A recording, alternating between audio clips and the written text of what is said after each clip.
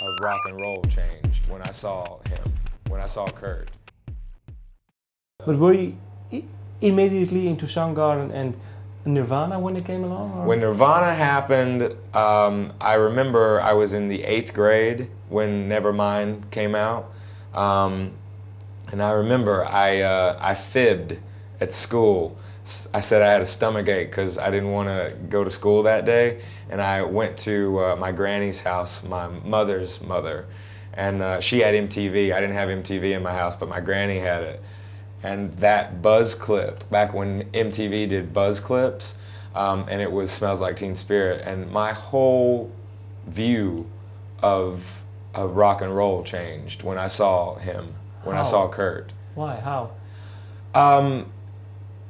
I had never seen that kind of, I'm trying to think of the best way to describe it.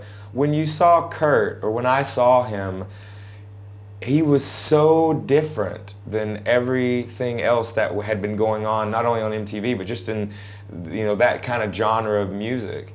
And it wasn't even the fact that, he was really the guy, and that band was really the band that kind of ended the hair metal and ended that kind of era. The statement that he made just by he was just being himself. And you could see that he wasn't trying to impress anyone. He didn't care. Like, he was upset. He was mad.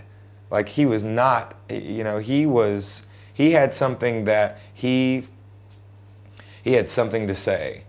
And you could tell that it was 100% exactly who he was. And the words that he sung, and the songs that he wrote, the passion that was in those songs. And they're simple songs. They're not like difficult to play, but that doesn't matter. The melody and the craftsmanship of it, you go back and you look at it and you listen to it, it was executed so brilliantly.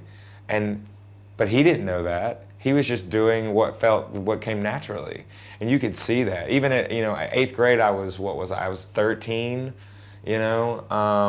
I could see it, and that's why he was such a huge impact on a lot of people, and still to this day. I believe the record Nevermind just had its 20th anniversary.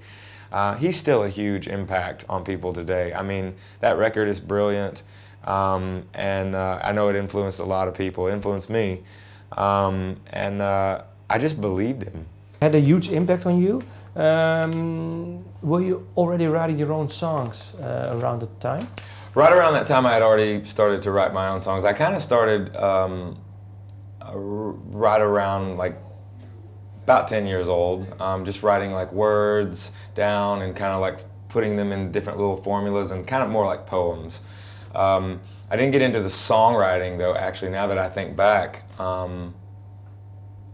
until right around the time that I saw Kurt Cobain and I saw Nevermind, or I heard Nevermind. I think at that point in time, once the grunge era had started, that's when I really started to write songs and then really be more vocal and sing more. I was always singing, but the songwriting side and the storyteller side started around then. I know that people have told me before, they're like, how can you be a storyteller at 13, 14 years old? And I'm like, I mean, I still had eyes. I could see. I was still going through, a lot of different. I was in a lot of different situations. So I mean, I was just talking about life experience. It's not really It's not really that much different than the way it is now. I write songs about the situations that I've been in, the life that I've led so far.